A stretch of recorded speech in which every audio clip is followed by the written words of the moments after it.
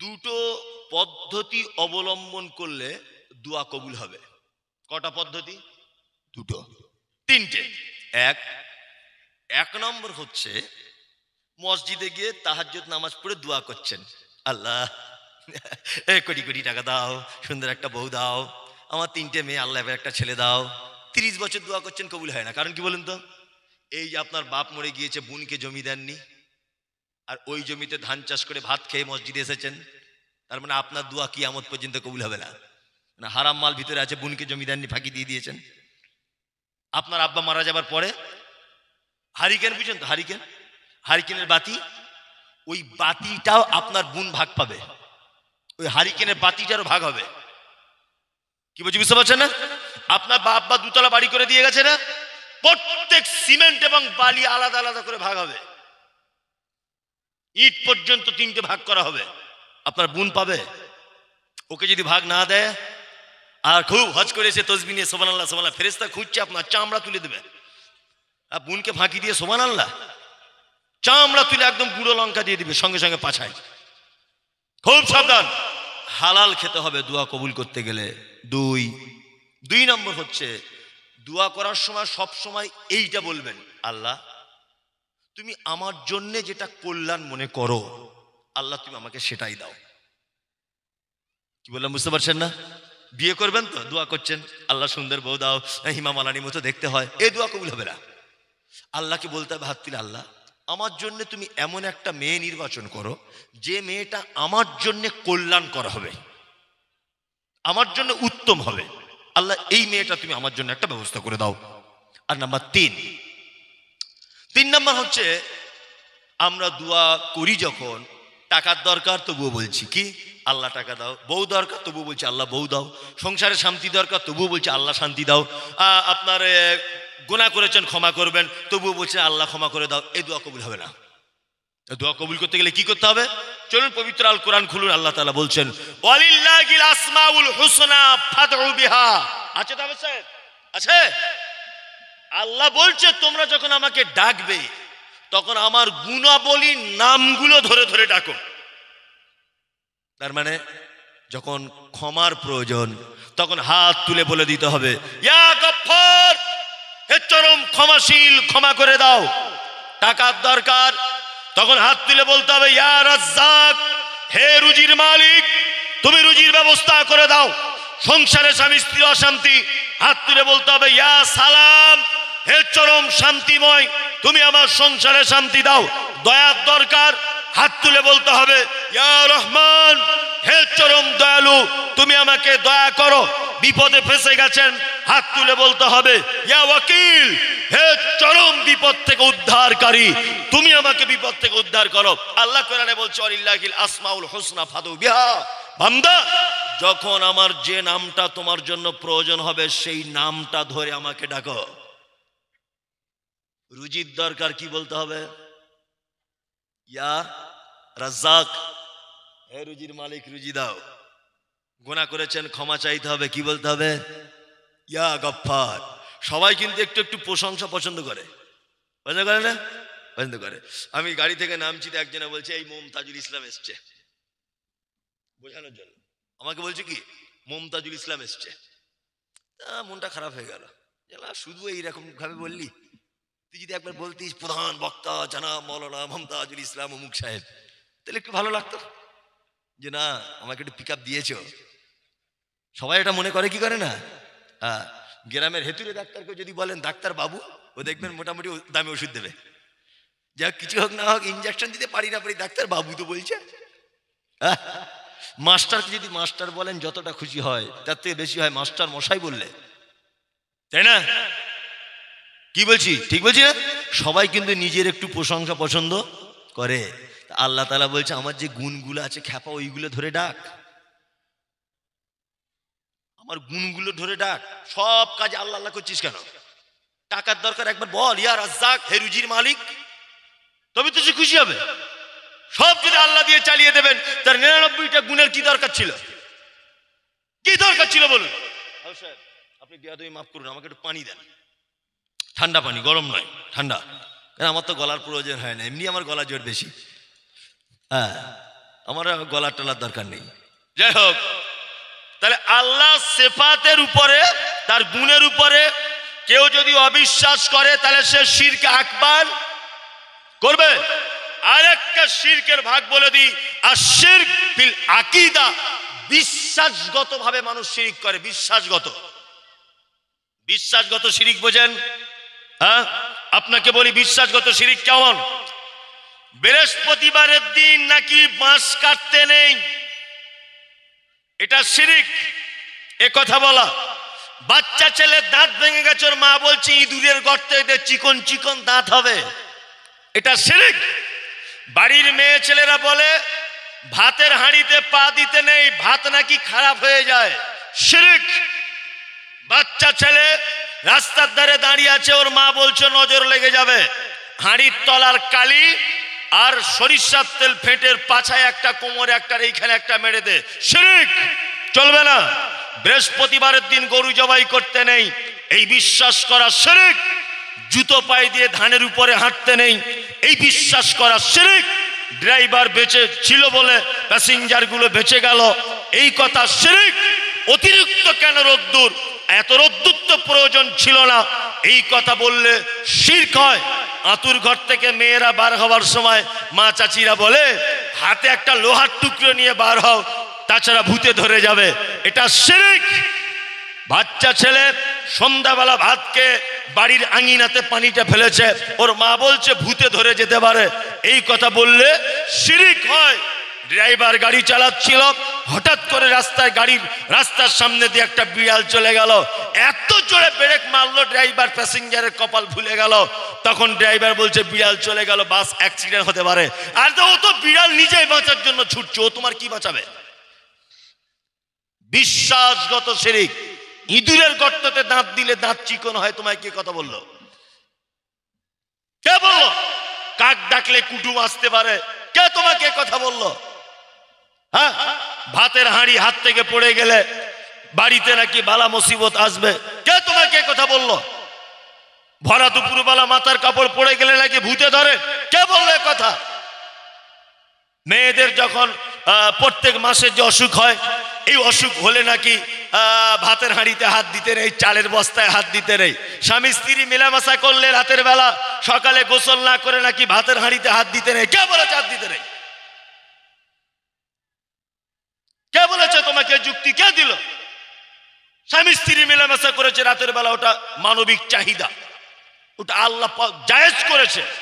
রাত, দুপুর, বিকাল, সন্ধ্যা, যে কোনো টাইমে আপনি আপনার স্ত্রীর সঙ্গে মেলামেশা করতে পারেন, কোনো সমস্যা নেই।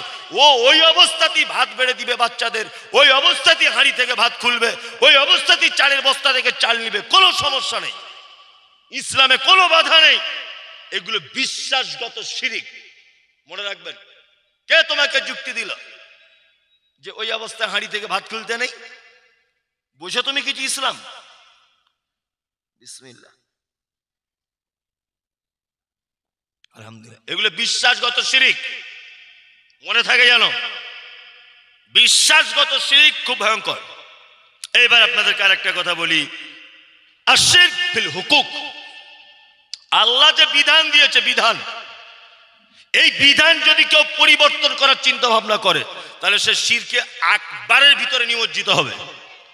এই এই এই তোরা কথা বলিস না, কথা বলবি না। আল্লাহ যে বিধান দিয়েছে, এই বিধান যদি কেউ পরিবর্তন করার চেষ্টা করে, এটা শিরক। তাহলে এতক্ষণ শিরিকের প্রকার ভেদ বললাম, তাই না? কত রকমের শিরিক হয়। এবার আপনাদের বলছি শিরিকের ভয়াবহতাটা কি, কি ভয়াবহতা। আল্লাহ কোরআন মাজিদে বলছেন, ওয়াইদ ক্বালা লুকমান লিইবনিহি ওয়া হুয়া ইয়াইযুহু ইয়া বুনাইয়া লা তুশরিক বিল্লাহ ইন্নাশ শিরকা লাযুলমুন আযীম। লোকমান হাকিম তার বেটাকে বলছে, বেটা, কোশ্চিন কালে তুমি কখনো শিরিক করবে না আল্লাহর সাথে কাউকে। আর তুমি যদি শিরিক যদি করো, এটা হচ্ছে সব থেকে বড় জুলুম, বড় অত্যাচার। তাহলে পৃথিবীতে যত পাপ আছে সব থেকে বড় অত্যাচারের পাপের নাম কি? শিরক। আল্লাহ তাআলা বলছেন, ইন্নাল্লাহা লা ইয়াগফিরু আন ইউশরাকা বিহি ওয়া ইয়াগফিরু মা দুনা যালিকা লিমান ইয়াশা। মদ পান করেছো, ইচ্ছা করলে ক্ষমা করে দিতে পারি। 1 কোটি টাকা সুদের খেয়েছো, ইচ্ছা করলে ক্ষমা করে দিতে পারি। তুমি পাপ কাজ 30 বছর নামাজ পড়োনি, ইচ্ছা করলে ক্ষমা করে দিতে পারি। হজ করনি, ইচ্ছা করলে ক্ষমা করে দিতে পারি। সারা জীবন রোজা রাখনি, ইচ্ছা করলে ক্ষমা করে দিতে পারি। কিন্তু আল্লাহ তাআলা বলছে কেউ যদি শিরিক করা অবস্থায় মারা যায় তাকে আমি আর ক্ষমা করব না। পৃথিবীতে যত পাপ, সমস্ত পাপ ইচ্ছা করলে ক্ষমা করে দিতে পারি, কিন্তু কেউ শিরিক করা অবস্থায় মারা গেলে তার আর ক্ষমা হবে না। আল্লাহ তাআলা পবিত্র আল কোরআনে হুঙ্কার দিয়ে একটা কথা বলেছেন। এই কথা বললে অনেকজন বলবেন যে বিতর্কিত বক্তা, অথচ পিছনে হাফেজ সাহেবরা আছে, প্রমাণ হয়ে যাক এটা আল্লাহ কোরআনে বলেছে কিনা। যারা বড় শিরিক করে এদের নাম হচ্ছে মুশরিক। যারা বড় শিরিক করে এদের নাম মুশরিক। আল্লাহ তাআলা বলছেন মা কানা লিন নবিয়্যি ওয়াল্লাযিনা আমানু আন ইস্তাগফিরু লিল মুশরিকিন ওয়ালাউ কানু উলি কুরবা। ইমানদারদের জন্য এবং নবীদের জন্য এটা উচিত নয় যে মুশরিকদের জন্য ক্ষমা প্রার্থনা করা। আল্লাহ বলছে ওয়ালাউ কানু উলি কুরবা, যদি সেই শিরিককারী তোমার নিকট আত্মীয় হয় তবুও তার জন্য ক্ষমা প্রার্থনা করা যাবে না। চলুন সূরা তাওবা খুলুন, যদি না থাকে তা আমি জিভ কেটে দিয়ে চলে যাব। কোরআন তো আর হানাফি সাফি এটা ওটা ব্যাপার নেই, আচ্ছা কোরআন তার ব্যাপার নেই। শুনুন একটা কথা বলি, আপনার জীবনে 1 রেকাত যদি নামাজ পড়েন, 1 রেকাত, 60 বছর জীবনে যদি একটা সেজদা কোনোদিন যদি আপনি দেন, সেই একটা সেজদা শুধুমাত্র কার জন্য দিতে হবে? আল্লাহর জন্য। এ আমার বাপ, এ আমার ভাই, এ কোন জায়গায় সেজদা দিয়েছে, মাজারে হতে পারে, গাছতলায় হতে পারে, পীরের থানে হতে পারে, কোন জায়গাতে সেজদা দিয়েছে, কোন এক জায়গায় আজকে কালকে যদি মারা যায়, আল্লাহ কোরআনে বলছে মা কানা লিন নবিয়্যি ওয়াল্লাযিনা আমানু আন ইস্তাগফিরু লিল মুশরিকিন ওয়ালাউ কানু উলি কুরবা। তাহলে এ আমার নিকট ভাই হলে এর জন্য আর ক্ষমা প্রার্থনা করা যাবে না, হারাম, কিয়ামত পর্যন্ত হারাম। ওর জন্য দোয়া পর্যন্ত করা হারাম। আল্লাহ বলছে কথা। কেন হুজুর আয়াত খুঁজে পায় না? কেন হুজুর এই আয়াতটা কেন খুঁজে পায় না এতদিন পর্যন্ত কোরআনে? শুধু মা ফাতেমার ক্যাসেট আর সাদ্দাতের কাহিনী, আর একটা বুড়ি রাস্তা দিয়ে যেত, প্রতিদিন নবীজির রাস্তায় কাঁটা বিছিয়ে দিত, এইসব ভুয়ো ঘটনা। তুমি এই আয়াতটা খুঁজে পাও না? তুমি কি কানা হয়েছো না চোখে কম দেখো? এই কথা বললে যে নিজের ব্যবসা টিকবে না, কি বলছি বুঝতে পারছেন না? হুজুরের ব্যবসা ঘাটতি পড়ে যাবে, মুরিদ কমে যাবে। অথচ আল্লাহ সুবহানাহু ওয়া তাআলা কোরআনে দায়িত্বহীন ভাষায় বলছে ওয়ালাউ কানু উলি কুরবা।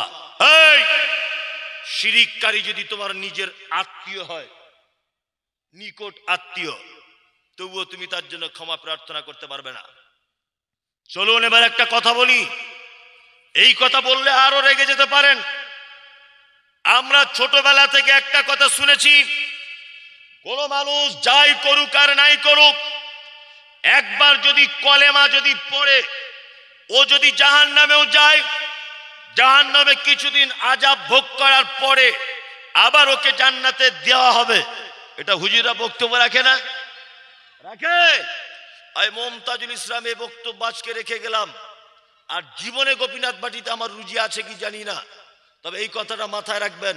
আমি একটা কথা বলে দিয়ে যাচ্ছি, শিরিক করা অবস্থায় যদি কেউ মারা যায়, কিয়ামত পর্যন্ত জান্নাত, মানে পৃথিবীর শেষ দিন পর্যন্ত জান্নাত জাহান্নাম ফয়সালা হয়ে যাবার পর পর্যন্ত, আগে পর্যন্ত ওই লোক জাহান্নাম থেকে জীবনে কোনোদিন বাঁচবে না। যে লোক শিরিক করা অবস্থায় মারা গেছে, 10 কোটি টাকা সুদের খেয়েছেন, জাহান্নাম আপনার হতে পারে, কিন্তু কলেমা আপনার ছিল, এই কারণে আল্লাহ আবার আপনাকে জান্নাত দিবে, এ কথা ঠিক। কিন্তু শিরিক করা অবস্থায় যদি কেউ মারা যায়, তাহলে ও আর কোশ্চিন কালো জাহান্নাম থেকে বার হতে পারবে না, কোশ্চিন কালে পারবে না। এই দেখুন, এবার আপনাদেরকে একটা কথা বলি, কথা শুনলে আপনার রাগ হয়ে যেতে পারে। আল্লাহ নবী সাল্লাল্লাহু আলাইহি ওয়াসাল্লামের কাছে 10 জন লোক এসেছে। কতজন? 10 জন। এসে বলছেন, আল্লাহর নবী, আমরা ইসলামের ভিতরে আসতে চাই, অর্থাৎ আমরা কলেমা পড়তে চাই। আল্লাহ নবী সাল্লাল্লাহু আলাইহি ওয়াসাল্লাম 9 জনকে কলেমা পড়ালেন, ইসলাম গ্রহণ করালেন।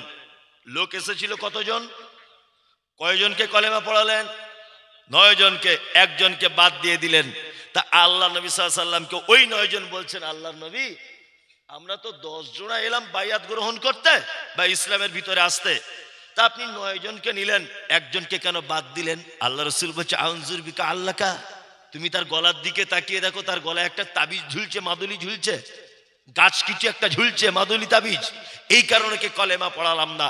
তার মানে আল্লাহ নবী বোঝাতে চাইছেন, এই যে একটা গেলাস, এই গেলাসের তলায় যদি ফুটো করা থাকে, উপর থেকে যদি পানি দেন তাহলে পানি জমবে, তলার দিক দিয়ে পড়ে যাবে। আল্লাহ নবী বোঝাতে চাইছেন, শোনো, ওকে কলেমা বলালাম না এই কারণে যে ওর ইমানে ফুটো হয়ে আছে, ওকে এখন কলেমা দিলে কলেমা টিকবে না। কি বলছে বুঝতে পারছেন? তাবিজ, মাদুলি, অষ্টধাতু আংটি, নবম ধাতু আংটি, এই লাল সুতো, কালো সুতো, পাছায় কাড় বাঁধা, এসব কি শিরক। একটা যুবক ছেলে 4 রকমের আংটি পরে ঘুরছে, 4 রকমের পাথর, 4 রকমের পাথর হাতে। ভাই এ পাথরটা কি করে? বলছে এটা বউ কথা শোনে না। এটা কি? বলছে বাপের বাড়ি গেলে আসতে চায় না হুজুর। এটা কি? বলছে স্বামী স্ত্রী গোপন ব্যাপার হুজুর, বলা যাবে না। আর এইটার ব্যাপার কি? বলছে আমার শাশুড়ি দিয়েছে, আমি নাকি মা ভক্ত তাই। ভালো করে বুঝবেন, 4 রকমের আংটি পরে ঘুরছে একটা যুবক ছেলে, যুবক। এই হযরত ওমরের নাম শুনেছেন? ওমর, হ্যাঁ, ওমর মানে কে জানেন তো? সুবহানাল্লাহ, ওমর মানে কে জানেন? আল্লাহ নবী বলছে, আনতা তাসলুকু বিত তারিক লা ইয়াসলুকু শায়তানু ফিত তারিকিকা। ওমর যদি গোপীনাথ বাটির এই রাস্তা দিয়ে হেঁটে যায় তো ইবলিশ শয়তানে এলাকা ছেড়ে পালায়। ওমর যে রাস্তা দিয়ে হাঁটে ওই রাস্তা দিয়ে ইবলিশ শয়তান হাঁটে না। সিনেমা দেখেছেন? আমি শুধু হুজুর না, সব রকমের জ্ঞান রাখি। একটা পুরাতন সিনেমা চলতো আগে, শোলে, দেখেছেন না? শোলে বলে একটা ডায়লগ ছিল, 20 कोस दूर से अगर कोई बच्ची रोते माँ कहती है कि बच्ची सो जा, गब्बर सिंह आ जाएगा। ডায়লগ ছিল একটা, আমি জীবনেও দেখিনি। যদি বলছে আপনি জানলেন কি করে? মোবাইল ঘাঁটতে ঘাঁটতে ঘাঁটতে চোখে চলে আসে, যেগুলো নেওয়ার মতো সেগুলো নিই আমি, যে না এটা একটা উদাহরণ হিসেবে বলা যেতে পারে। ঠিক কেমন বাচ্চা ছেলে কাঁদলে, ওই সিনেমাটা দেখানো হয়েছে, বাচ্চা ছেলে কাঁদলে বলতো মায়ের, এই সোজা সোজা গব্বর সিং আ জায়েগা। আমরা যেমন বাচ্চাদের ঘুমানোর জন্য বলি, পল্টু ঘুমা, বাঘ চলে আসবে, বাঘ বাঘ, শিয়াল আসবে তোর পায়ে কামড়ে নেবে, এই দাঁড়া দাঁড়া, তুই 2 বাচ্চা আসছে মনে হয়, দাঁড়া। মায়ের এরকম করে বাচ্চাদের ঘুম পাড়ায় না? ঠিক তেমন ওমর মানে মক্কা মদিনায় বাচ্চারা যদি রাতের বেলা না ঘুমাতো, তা মায়েরা বাচ্চাদের বলতো, এই ওমর আসছে, ওমর ওমর ওমর ওমর আসছে, ঘুমা। ওমর মানে ভয়ঙ্কর লোক। ওমর মানে কে? ভয়ঙ্কর লোক। হযরত ওমর, হযরত ওমর, আল্লাহ নবী সাল্লাল্লাহু আলাইহি ওয়াসাল্লাম তিনি বলছেন, পৃথিবীতে জান্নাত থেকে ডাইরেক্ট কয়েকটা জিনিস এসেছে, ডাইরেক্ট জান্নাত থেকে। সহিহ মুসলিমের 2য় খণ্ডের হাদিস, আল্লাহ নবী সাল্লাল্লাহু আলাইহি ওয়াসাল্লাম বলছেন, তার মধ্যে একটা জিনিস, তার নাম হাজর আসওয়াদ। হাজী সাহেবরা যে পাথরে চুম্বন করে, হাজর আসওয়াদ, আল্লাহ নবী বলছেন এই হাজর আসওয়াদ যখন এসেছে জান্নাত থেকে, দুধের থেকেও সাদা ছিল। কিন্তু আদম সন্তান তাকে চুম্বন করে করে, চুম্বন করে করে করে করে তাকে একেবারে কালো আল কাতরার মতো করে দিয়েছে। আলহামদুলিল্লাহ, আমি প্রায় 20 বার চুম্বন করে এসেছি, 20 বার। আল্লাহ আমাকে নসিবে রেখেছে, আমি গিয়েছিলাম 25 দিন আগে, আমি ফিরেছি মদিনা মক্কা থেকে। যাই হোক, তো ওইটা জান্নাত থেকে এসেছে ডাইরেক্ট পাথরটা। এইখানে একটা কথা, আল্লাহ নবী পাথরে চুম্বন করতে বলেছেন, নিজে চুম্বন করেছেন। এবার হযরত ওমর হজ করতে এসেছেন। কে? হযরতে ওমর হজ করতে এসেছে। হজ করতে এসে ঠিক কাবার হাজর আসওয়াদটার ওইখানে এসে হাতটা তুলে দিয়ে বলছে, হাজর আসওয়াদ, ও হাজর আসওয়াদ, আমি ওমর কোশ্চিন কালে তোমার কোনোদিন চুম্বন করতাম না, কারণ তুমি একটা পাথর। তুমি মানুষের কোনো উপকার করতে পারো না, তুমি মানুষের কোনো ক্ষতিও করতে পারো না, তুমি কোনো উপকারেও আসো না, মানুষের কোনো ক্ষতিও করো না।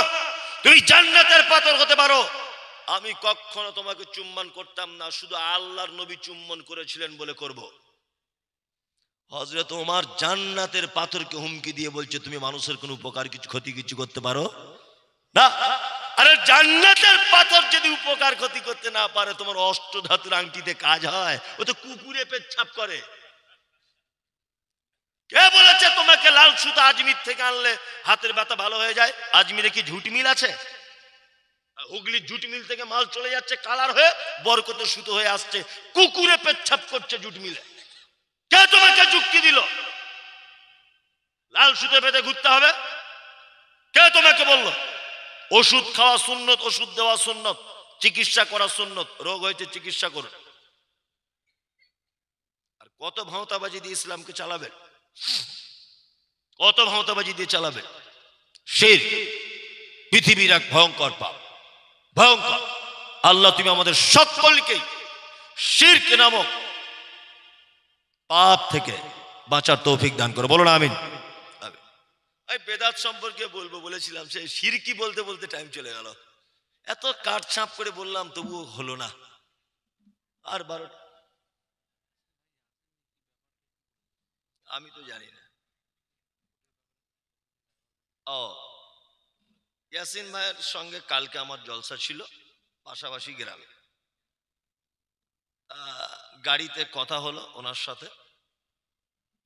উনি আমাকে এতটুকু বললেন যে ওনার কি পাসপোর্ট না কি একটা অফিসে আজকে এমার্জেন্সি একটা কাজ পড়ে গেছে, এমার্জেন্সি। তাই বললাম যে ভাই আমি কোথায় কবে জলসা আমি নিজেও জানি না, আমার জলসা কবে কোথায় সব আমার ড্রাইভার জানে। আমার ড্রাইভার তখন বললো যে গোপীনাথ বাটিতে আপনার জলসা আছে আর ইয়াসিন ভাইয়েরও আছে। ইয়াসিন ভাই তখন বললেন যে কালকে আমি আপ্রাণ চেষ্টা করব যাওয়ার, যদি আমার কাজটা মিটে না যায় বা না হয় তাহলে আমি যেতে পারবো না হয়তো। এতটুকু কথা ওনার সঙ্গে আমার হয়েছিল। তবে ওনার যে কাজ পড়েছে এটা অরিজিনালি, কারণ ওনার ড্রাইভারের সঙ্গে কথা হয়েছে এবং ওনার সাথে। আর অরিজিনালি তিনি একটা কোনো কাগজপত্র ব্যাপারে কোনো এক জায়গায় একটা ফেঁসে গেছেন, সেইটা ঠিক করার জন্য আজকে উনি আসতে পারেননি, এটা আমার সঙ্গে বলেছেন। আর এবং এখানে যে বলতে বলেছেন তাও নয়, উনি কথাটা বললেন এই কারণে যে পাবলিক অনেকজন হয়তো খারাপ মন্তব্য করবে যে দাওয়াত করেনি হাবি যাবি, এটা ওটা হয়তো বলতে পারে। ওনারা নিজেরা কমিটি হিসাবে মানে নিজেদের সার্টিফিকেটটা আপনাদেরকে দিয়ে দিলেন, এটাই হচ্ছে মেন ব্যাপার। আমি শির সম্পর্কে কথা বলছিলাম, বলতে বলতে প্রায় 11:15টার কাছাকাছি। আমি 10-15 মিনিট আর আপনাদেরকে বেদাত সম্পর্কে একটু ভাবিয়ে দিই। কি বললাম বুঝলেন? একটু ভাবাই, ক্লিয়ার করতে না পারলেও একটু ভাবাই। প্রথমে আমরা জানবো যে বেদাত শব্দ এর বাংলা মানে কি। পবিত্র আল কোরআনে আল্লাহ তাআলা বলছে বাদিউস সামাওয়াতি ওয়াল আরদ, আমি আসমান আর জমিনটাকে তৈরি করেছি কোন নমুনা ছাড়া। বাদি, আল্লাহ বলছে বাদিউস সামাওয়াত, আসমান আর জমিনটাকে তৈরি করেছি আমি বিনা নমুনা ছাড়া। ধরে নেন আমার হাতে একটা ফোন আছে, এটা মনে হয় ভিভো কোম্পানির, আর এই ফোনটাও আছে আমার দুটো ফোন, তা এইটা ভিভো আর এটা একটা অন্য কোম্পানির ফোন। এই ফোন কোম্পানি নিশ্চয়ই একে দেখে তৈরি করেছে, আর নয় একে দেখে তৈরি করেছে। আমি একটা জুতো পরেছি যেটা বাটার, বাটা নয় খাদিমকে দেখে বানিয়েছে, আর খাদিম নয় বাটাকে দেখে বানিয়েছে। এই মাইকটা কোন একটা কোম্পানি, এইটা দেখে অন্য একটা কোম্পানি বানিয়েছে। পৃথিবীর কোন মানুষ বিনা নমুনাতে কিছু তৈরি করতে পারে না। আচ্ছা, আমার আল্লাহ যে আকাশ তৈরি করেছেন, এই আকাশ অন্য কেউ তৈরি করেছে দেখে তবে করেছেন না একা একাই করেছেন? কোনটা?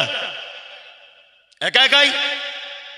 আল্লাহ বলছে বাদিউস সামাওয়াতি ওয়াল আরদ, আমি ওই পালন কর্তা, আমি ওই খালিক, আমি ওই রকম সৃষ্টি করতে পারি যার কোনো নমুনার প্রয়োজন হয় না। তাহলে বেদাত শব্দের অর্থ হচ্ছে যার কোনো নমুনা খুঁজে পাওয়া যায় না। এই রকম কোন আমল মানুষ যদি নেকির উদ্দেশ্যে যদি করে তার নাম বেদাত।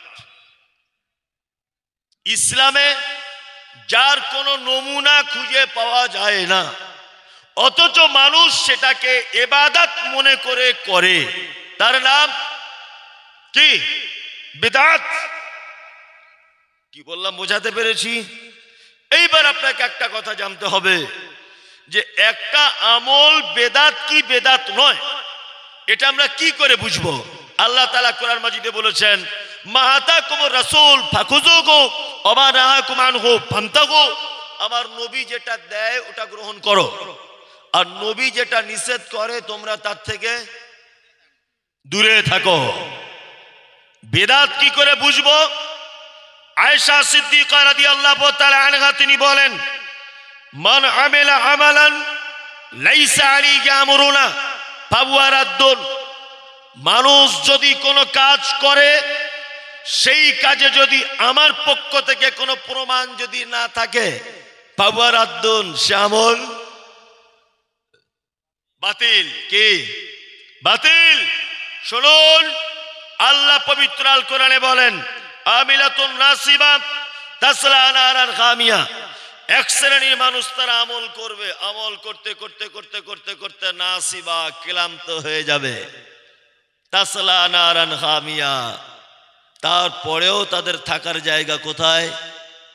জাহান্নাম। আচ্ছা বলুন, মানুষ ইবাদত করে জান্নাতে যাওয়ার জন্য না জাহান্নামে যাওয়ার জন্য? জান্নাতে যাওয়ার জন্য। আল্লাহ তো উল্টো কথা বলছে। আল্লাহ বলছে এক শ্রেণীর মানুষ তারা আমল করবে, আমল করতে করতে ক্লান্ত হয়ে যাবে, পরিশ্রম খুব বেশি হবে, তারপরেও তাদের থাকার জায়গা কোথায় হবে? জাহান্নাম। এরা কারা? এরা কারা? এরা হচ্ছে সেই লোক যাদের আমল মুহাম্মদ সাল্লাল্লাহু আলাইহি ওয়াসাল্লামের মতো করে হয়নি। এরা হচ্ছে সেই লোক যে লোকের আমল ছিল দীর্ঘ সময়ের, যে লোকের আমল ছিল দীর্ঘ সময়ের, কিন্তু আমলটা মুহাম্মদ সাল্লাল্লাহু আলাইহি ওয়াসাল্লামের মতো করে হয় নি। আপনাদেরকে এবার একটা কথা বলি, আমরা যে জান্নাতে যাব, এই জান্নাতে যাওয়া টোটাল আমল শিখিয়ে দিয়ে গেছেন কে? মুহাম্মদ সাল্লাল্লাহু আলাইহি ওয়াসাল্লাম। আমরা যদি মুহাম্মদ সাল্লাল্লাহু আলাইহি ওয়াসাল্লামকে ওভারটেক করে কোনো আমল যদি করি, সে আমল আল্লাহর দরবারে গ্রহণ হবে বলে মনে হয়? হবে না তো। এবার একটা গল্প বলি, তাহলে শুনুন, জ্ঞান আসে গল্পে। আগের বারে বলেছি কি জানি না, এবারে বলছি শুনুন। একটা লোকের চোখের খুব সমস্যা, চোখের, বুঝলেন? তা লোকটা ডাক্তারখানাতে গেছে। তা ডাক্তার চোখ টোক পরীক্ষা করে ওকে একটা চশমা লিখে দিয়েছে প্রেসক্রিপশনে। তা ও অশিক্ষিত লোক, প্রেসক্রিপশনটা নিয়ে ও একটা চশমার দোকানে গেছে। চশমার দোকানে যাওয়ার পর চশমার দোকানওয়ালা বলছে, ভাই তোমার যে চশমাটা লিখেছে এটা 50 পাওয়ারের। তখন লোকটা বলছে 50 পাওয়ার চশমার দাম কত? দোকানদার তখন বলছে 50 টাকা। রুগী তখন বলছে, তাহলে 100 পাওয়ারের কত দাম ভাই? বলছে ওইটার দামও 50 টাকা। রুগী তখন আবার বলছে, তাহলে ওর থেকে কি বেশি পাওয়ার হয়? বলছে 150 পাওয়ারের আছে ভাই। রুগী তখন বলছে 150 পাওয়ারের দাম কত? বলছে ওইটার দামও 50। রুগী তখন ভাবছে যে 50 টাকায় 50 পাওয়ারের কিনে লাভ কি, বরং 150 পাওয়ারেরটাই নি। 150 পাওয়ারের চশমাটা চোখে খাটিয়ে বাড়ি আসার সময় রাস্তাতে দেখছে মাছওয়ালা মাছ বিক্রি করছে। মাছটা পুঁটি মাছ, কিন্তু দেখতে মনে হচ্ছে কাতলা মাছ, বড় বড়। ও কাতল মাছ মনে করে কিনেছে। পুঁটি মাছ আমাদের কলকাতার মানুষ টক দিয়ে রান্না করে, ভেজে খায়, এইরকম করে, চচ্চড়ি করে রান্না করে, আলু পেঁয়াজ দিয়ে, মেয়েরা কি নাম আছে ওইগুলো করে, যাই হোক।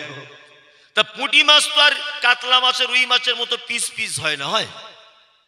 এখন ও মাছ কিনে নিয়ে গেছে পুঁটি মাছ, কিন্তু চশমায় দেখতে পাওয়া গেছে কাতলা মাছের মতো বড়। ওর স্ত্রী যখন খেতে দিয়েছে ওকে, ও বেচারা তখন চশমা খুলে খেতে বসেছে। তখন দেখছে মাছ ছোট, খুলে খেতে বসেছে চশমা। ওর স্ত্রীকে বলছে, কি ব্যাপারে কারিমার মা, বড় মাছটা কি তোর ভাইদের বাড়িতে দিয়ে এলি? আর ছোট মাছ রান্না করলি। ওর স্ত্রী তখন বলছে, তুমি এসব কি আজে বাজে কথা বলছো গো, তুমি তো নিয়ে এসেছো ছোট মাছ। বলছে, না আমি বড় মাছ নিয়ে এসেছি। স্বামী স্ত্রী তর্ক হতে হতে ওর বউটাকে মেরেছে এক চর। এক সপ্তাহ বউ মার খাচ্ছে এইভাবে চর, এক সপ্তাহ মার খাচ্ছে। লোকটা তখন মনে মনে ভাবছে, 30 বছর বিয়ে করেছি, আমার বউ জীবনে মার খায়নি, চশমা পড়ার জন্য মনে হয় মার খাচ্ছে, চশমারই মনে হয় কোনো দোষ। লোকটা তখন কাগজি নিয়ে আর চশমা নিয়ে ডাক্তারের কাছে আবার গেছে, গিয়ে বলছে, ডাক্তার বাবু। বলছে, কি? বলছে, আপনার এই চশমা যেদিন থেকে আমি পড়েছি ভাই, সেদিন থেকে আমার বউ খুব মার খাচ্ছে, 30 বছর মার খায়নি। ভালো করে বুঝবেন।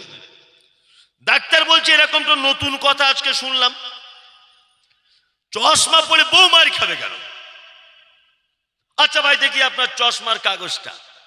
ডাক্তার প্রথম কাগজ দেখে বলছে, প্রেসক্রিপশন 50 পাওয়ার লিখেছি। ভালো করে বুঝবেন। বলছে, ভাই এবার তোমার চশমাটা দেখি। চশমাটা পরীক্ষা করে দেখছে, চশমা তো 150 পাওয়ারের, মানে কাগজের সাথে চশমার মিল নাই। ডাক্তার তখন বলছে, চশমা কে কিনলো আর কে আপনাকে দিল? রুগী তখন বলছে, ডাক্তার বাবু ভুল যে দিয়েছে তার নয়, আমার দোষ। বলছে, কেন? বলছে, 50 পাওয়ারের দাম 50 টাকা, 150 পাওয়ারের দামও 50, ওই জন্য আমি 150টা নিয়েছি বুদ্ধি করে। ডাক্তার তখন বলছে, আর এক সপ্তাহ চশমা থাকলে বউ তোমার তালাক হয়ে যেত। কি বুঝলেন? তার মানে একটা রুগীর যতই জটিল অবস্থায় থাকুক না কেন, প্রেসক্রিপশন অনুযায়ী ট্রিটমেন্ট করতে হবে। মাস্টারি করে যদি আপনি ট্রিটমেন্ট করতে যান, তাহলে ক্ষতি হবে না উপকার হবে? ক্ষতি হবে। জান্নাতে যাওয়ার জন্য দুটি পথ, জান্নাতে যাওয়ার জন্য দুটি রাস্তা। মুহাম্মদ সাল্লাল্লাহু আলাইহি ওয়াসাল্লাম তিনি বলেছেন, তারাকতু ফিকুম আমরাইন লাম তাদিল্লু মা তামাসসাকতুম বিহিমা কিতাবুল্লাহি ওয়া সুন্নাতি রাসূল। জান্নাতে যদি যেতে চাও, দুটো রাস্তা তোমাদের জন্য বলে দিয়ে গেলাম। এক, কিতাবুল্লাহ, আল্লাহর কিতাব। দুই, সুন্নতে রাসূল, আমার সুন্নত, আমার দেখানো পদ্ধতি আর আল্লাহর দেখানো পদ্ধতি। এই দুইটা পদ্ধতি একটা মানুষ যদি মেনে চলে, জান্নাতে যাওয়া সহজ। আর নিজে নিজে যদি মনে করে যে না, আমি যেটা বুঝি আর কেউ ভালো বোঝে না, আমি যে আমলটা করি এই আমলটা আর কেউ করে না, তাহলে কিন্তু আপনার জন্য খুব বিপদ। এই আপনাদেরকে একটা কথা বলি, কথাটা কেউ খারাপ মনে নিবেন না, আর তর্ক বিতর্ক করবেন না। কি বললাম বুঝলেন? এই জায়গার চামড়াটা খুব পরিষ্কার, মুখটাও পরিষ্কার, সারা শরীরে কোথাও দাগ নাই, আছে? আচ্ছা বলুন তো দেখি, আঙুলের এই দাগগুলো দেওয়ার দরকার কি ছিল? এগুলো তো নাও দিতে পারতেন, নাও দিতে পারতেন না? এই আঙুলের দাগগুলো কি নাও দিতে পারতেন কিনা? দিলেন কেন? কেন দিলেন আঙুলের দাগগুলো?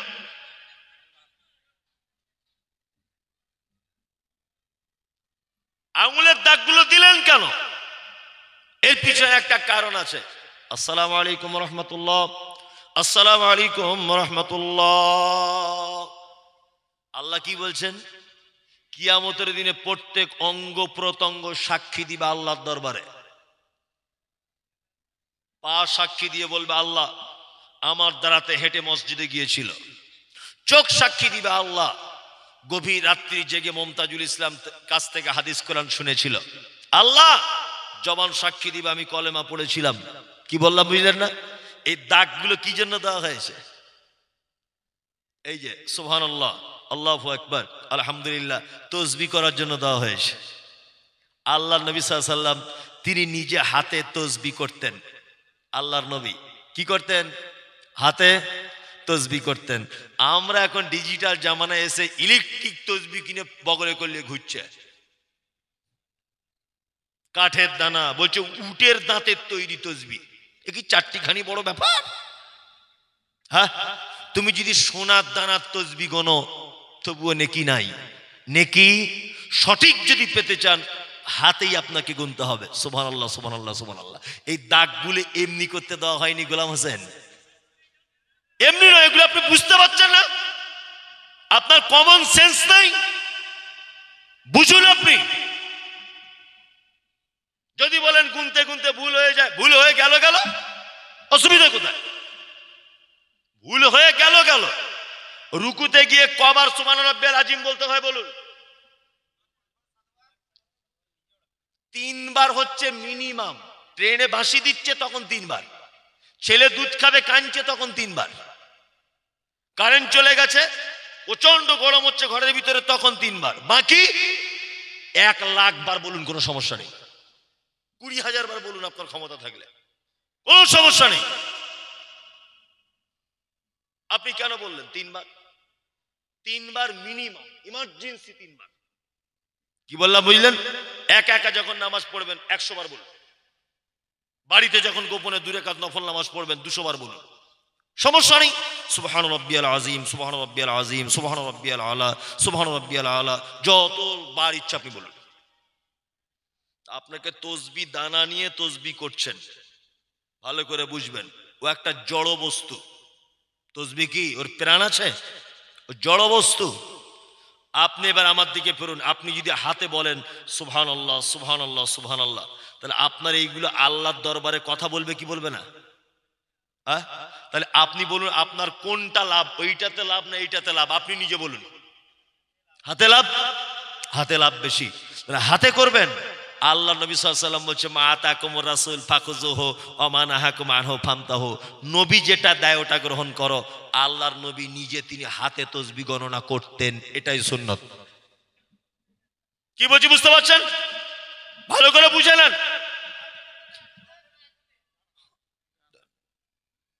সবাই মিলে বললে আমি বলবো কি করে? সবাই মিলে বললে আমি বলবো কি করে? হ্যাঁ, দেখবেন পৃথিবীতে আল্লাহ অনর্থক কাউকে তৈরি করেননি। আল্লাহ যাকেই বানিয়েছেন তারই কাজ আছে, কাজ আছে না? হ্যাঁ, কুকুর দেখলে মানুষ মারে, বলে কুকুর এসছে রে বাড়িতে, মানে না? কুকুর এমন এক প্রাণী, ওর কপাল খুব খারাপ। কেউ মেরেছে বিয়ে বাড়িতে ইট দিয়ে, তা ওই শফিকুলদের বাড়ির পাশে গিয়ে কাঁদছে, তা শফিকুলের বউ আবার ঝাঁটা বার করেছে যে কুকুর কাঁদলে বালা মুসিবত আসে, মানে ওর কেঁদেও সুখ নাই। ওই এমন এক প্রাণী, ঠিক বলছি কিনা? আচ্ছা তা বলুন তো দেখি, তাহলে ওর যখন এতই ঝাঁটালাতি খাওয়ার কপাল, আল্লাহকে বানালো কেন? আল্লাহ বানালেন কেন? আল্লাহু আকবার।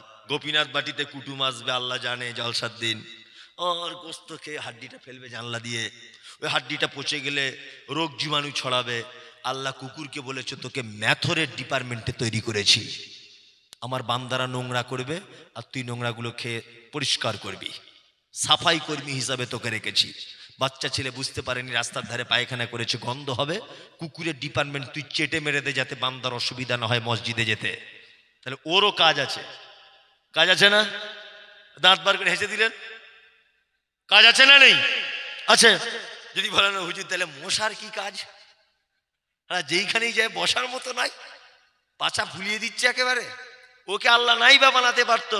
সুবহানাল্লাহ, ওকে বানিয়েছে কি কারিশমা দিয়ে। আমি এগুলো মাঝে সাঝে ভাবি গাড়িতে বসে বসে, এই মশাটা শুধু তৈরি করেছে বলে কয়েক লক্ষ মানুষের রুজি রুটি হচ্ছে।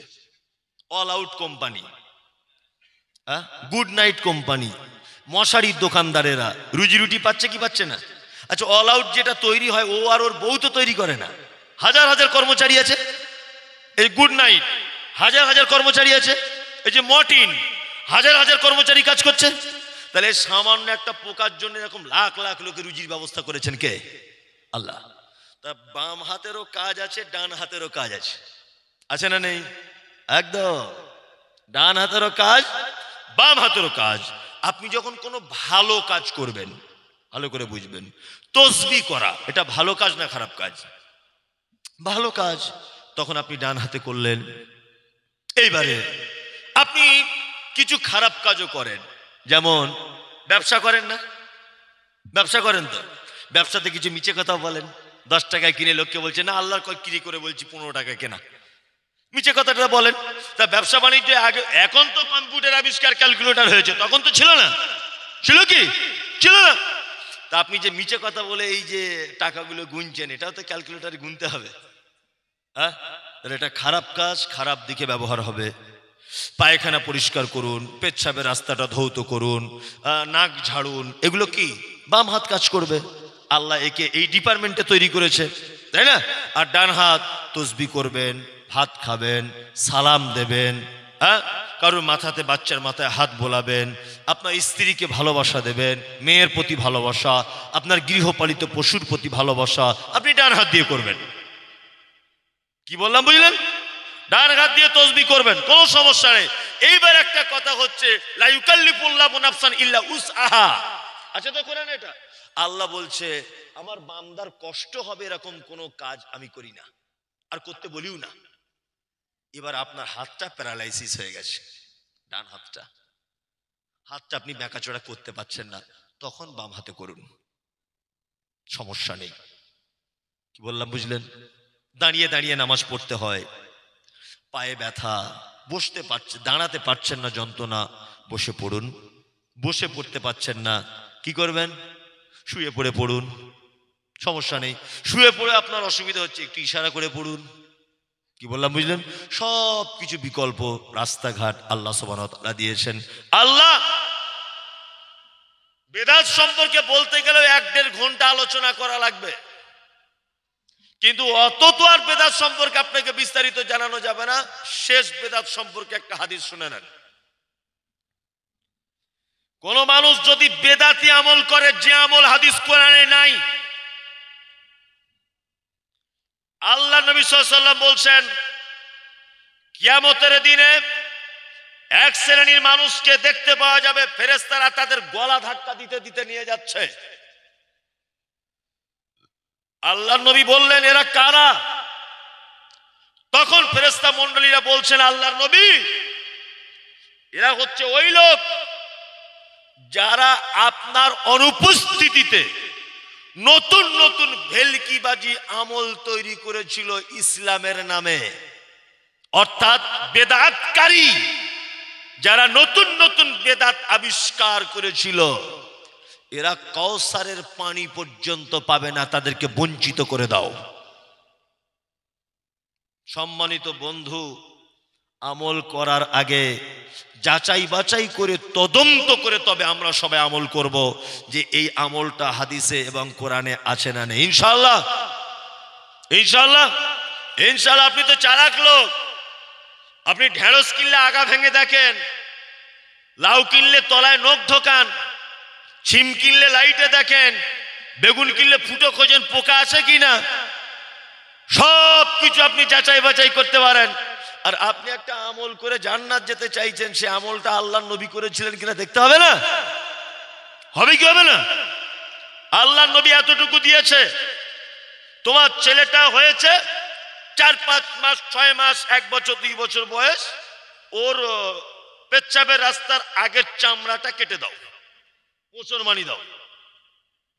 এতটুকু আল্লাহর নবী বলেছেন, ভালো করে বুঝতে হবে। এই পর্যন্ত শেষ। এবার আপনি কি করে কাটবেন? আপনি ধরে রাখবেন আপনার বউ কেটে দেবে, এটাও হতে পারে, বা আপনার বউ ধরে থাকবে, আপনি কাঁচি দিয়ে কেটে দেবেন যদি আপনার ক্ষমতা থাকে। ওইটা কেটে দিতে হবে, এটা একটা সুন্নত। এতটুকু ইসলাম দিয়েছে। বাকি আমরা কি করি? উরি বাবা, 300 লোকের বিরিয়ানি, ওর মানে ওর মা আবার পানিতে নেমে দাঁড়িয়ে থাকবে, বুবু পানিতে কেন? বলছে আমার ছেলে জ্বালা কম করবে। তোমায় কে বলেছে খালা এসব কথা?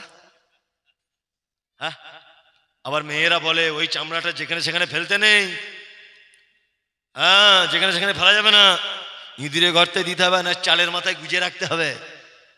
চামড়া যত রোদে রাখবি তত তাড়াতাড়ি শুকোবে, আমার ছেলেরও কানটা তত তাড়াতাড়ি শুকোবে। 300 লোকের দাওয়াত, একজনের চোখ ধরে আছে, একজন ঠ্যাং ধরে, একজনের কান ধরে আছে, একজনের ভোলাচ্ছে, আর যে মানে কাটবে সে ছুরি ধার দিচ্ছে, এই নানান ভেলকিবাজি। কে এত ভেলকি? ইসলামের সঙ্গে কোনো সম্পর্ক নেই।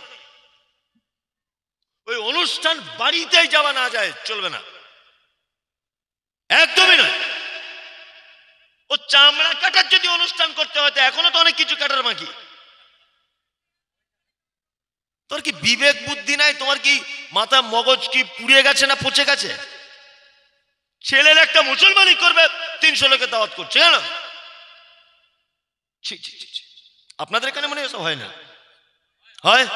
হ্যাঁ। আর আপনিও, আপনারও তো লজ্জা শরম কম, আপনি তো খেয়ে আসেন না? খেয়ে আসেন। আল্লাহু আকবার, এত বড় বড় দাড়ি, এত বড় বড়, আর বড় পাঞ্জাবি পরে। চাচা কোথা থেকে আসছো? বলছে মফিজুল মরে গিয়েছিল, 40 দিন আজকে খানা করেছে। তো সব ঠিক আছে, আর লবণটা একটু বেশি। চাচার মনে হচ্ছে তোমার চামড়া তুলে দিলে আমার গায়ে রাগ মিটবে না, তুমি এই খানা খেলে, ছি ছি ছি ছি ছি। তুমি এই অনুষ্ঠান বাড়িতে গেলে, হ্যাঁ, ছি ছি ছি ছি। একটা গরু পর্যন্ত ভালো মন্দ বেঁচে খায়, একটা গরু। আপনি গরুকে যদি মাংস রান্না করে দেন, খাবে? খাবে? আরে একটা গরু পর্যন্ত ভালো মন্দ বেঁচে খায়। ওই জন্য তো আল্লাহ কোরআনে বলেছে উলাইকা কালানাম বাল হুম আযাল আউলাইকা হুমুল গাফিলুন। আরে মানুষ তো খারাপ খারাপ চতুষ্পদ প্রাণী, শুয়োর কুকুর তার থেকে নিকৃষ্ট। আল্লাহ কোরআনে বলেছে তো, এটা কোরআনে বলেছে। আল্লাহ এই কথা কেন বললেন? কুকুর বোঝে কি খেতে হয়, গরু বোঝে কি খেতে হয় আর কি খেতে হয় না, এটা ও বোঝে। গরু অবলা প্রাণী। মানুষ তুমি বোঝে না কি খেতে হয় আর কোনটা ছেড়ে দিতে হয়। দাওয়াত করেছে বলে চলে যেতে হবে, কোন দাওয়াত বাড়িতে যেতে হবে আর কোন দাওয়াত বাড়িতে যেতে হবে না তোমার হুঁশ নাই? মুসলমানই তোমাকে দাওয়াত করেছে? একদম না, আমার পক্ষে এটা সম্ভব নয়, ইসলাম পারমিশন দেয় না। ওর আব্বা মারা গেছে, 40 দিন খানা হচ্ছে না, ইসলাম পারমিশন নেই। আরে আল্লাহ নবী বলেছেন যে মারা যাবে তার বাড়িতে 3 দিন কোনো চুলো জ্বলবে না, তার বাড়িতে 3 দিন চুলো জ্বলবে না। তার বাড়িতে খাবে কি? খাবে সব একদিন খাওয়াবে, আমি একদিন, আর এ একদিন খাওয়াবে। ওরা 3 দিন শোক পালন করবে, কান্নাকাটি করবে। ভালো করে বুঝবেন, ওরা মন খারাপ করে থাকবে। কি বললাম বুঝলেন না?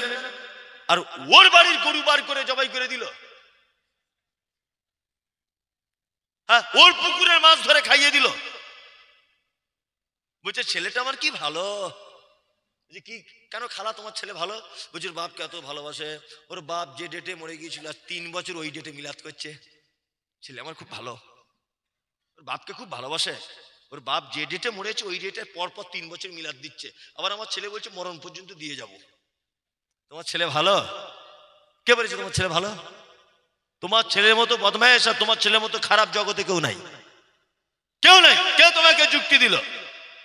মুহাম্মদ সাল্লাল্লাহু আলাইহি ওয়াসাল্লাম বলেছেন ইজা মাতাল ইনসান ইনকাতা আনহু আমালুহু ইল্লা মিন সালাসাতিন সাদাকাতিন জারিয়াতিন আও ইলমিন ইয়ামতাফাউ বিহি আও ওয়ালাদিন সালিহিন ইয়াদু লাহু। মানুষ মারা গেলে তার সব আমল বন্ধ, 3টা আমল ছাড়া। সাদকায়ে জারিয়া, সাদকায়ে জারিয়া, ও নিজে যদি কিছু দান করে গিয়ে থাকে আর ওর নামে যদি কেউ দান করে।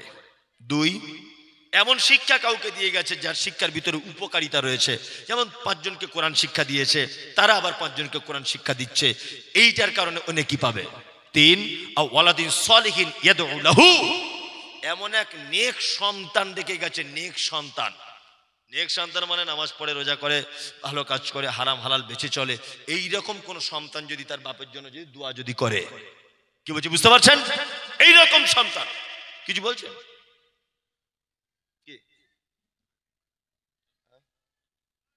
হ্যাঁ হ্যাঁ, এইরকম যদি কোনো সন্তান যদি থাকে তাহলে কি হবে? বাপের জন্য দোয়া করলে তার দোয়া কবুল করা হবে। আল্লাহ আল্লাহ তুমি আমাদের সকলকে সঠিক ইসলাম জানার তৌফিক দান করো, আমিন আমিন। ও খাওয়া দাওয়া নেমন্তন্ন আছে, জলসার পরে শেষ, আপনারা সবাই খাওয়া দাওয়া করে যাবেন। আল্লাহর নবী সাল্লাল্লাহু আলাইহি ওয়াসাল্লাম তিনি কোনো মজলিস যখন শেষ যখন করে দিতেন, কোন মজলিস, একটা দোয়া বলে শেষ করে দিতেন। আমি সেই সুন্নতি দোয়াটা বলে শেষ করে দেব, তারপরে আপনাদের কোনো বক্তা থাকলে বক্তব্য রাখবে। আমার পক্ষ থেকে ওই সুন্নতি দোয়া, সুবহানাকাল্লাহুম্মা বলুন ওয়া বিহামদিকা আশহাদু